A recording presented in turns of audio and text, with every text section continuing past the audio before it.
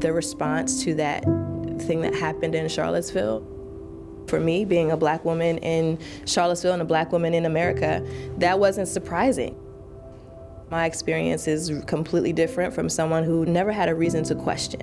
If you're living a life that doesn't mean that you have a panic attack when the police come up behind you, or it doesn't mean that you are like aching inside your body because you're raising Black children in America, you're not feeling that in your physical body, then you never have a reason to think that things need to change. It was really painful to see that not only did we lose Heather Heyer and Trooper Burke Bates and Lieutenant H.J. Cullen that day, but we now were seeing ourselves situated as a community as part of this very long legacy in our country of domestic terrorism directed at people of color and at people of the Jewish faith. August 11th and 12th exposed a lot of different issues, underlying issues that existed in the city and at the university. And I think it's opened a lot of really important conversations.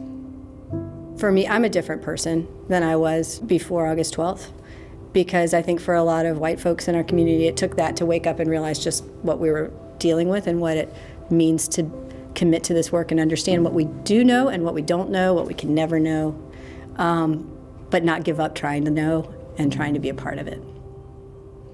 There was a concert organized by Dave Matthews Band and a number of other artists a month later, the Concert for Charlottesville, that really prompted a significant amount of contributions. I just want to thank all the artists and all the musicians and all the people that came together to make this thing happen in less than a month, in like 3 weeks. Y'all, thank you so much for coming here.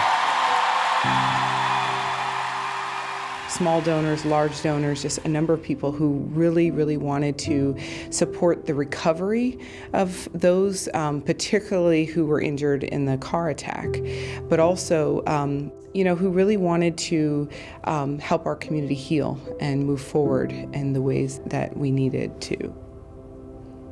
I would say that our response as the foundation serving this region and now entrusted with a significant amount of money to respond was to act immediately and primarily to support the survivors of the car attack and to make sure that they had what they needed to survive. Understanding that, people now had life-altering injuries. They also didn't know what they needed right in that moment, and we wanted to be there for the long term and also in ways that were flexible as people adjusted to their new lives and new futures.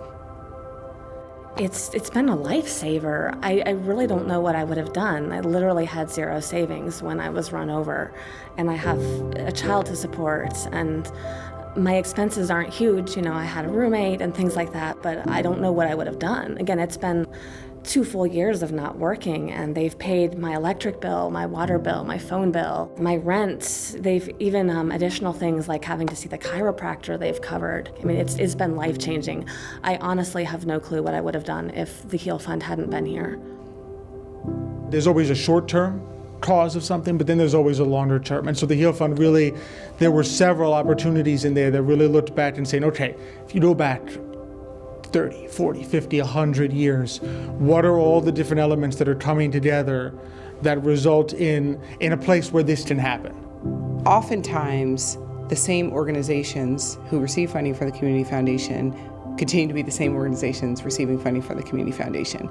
And as we were listening and learning and exploring how to ensure that we are deploying resources to all of our communities, acknowledging and addressing the legacy of racist and racial tension and intentional systems and structures that are holding inequities in place in our communities. This is the first time in our 50-year history as an organization that more than half of the applicants to a single grant round were people of color, were initiatives led by people of color.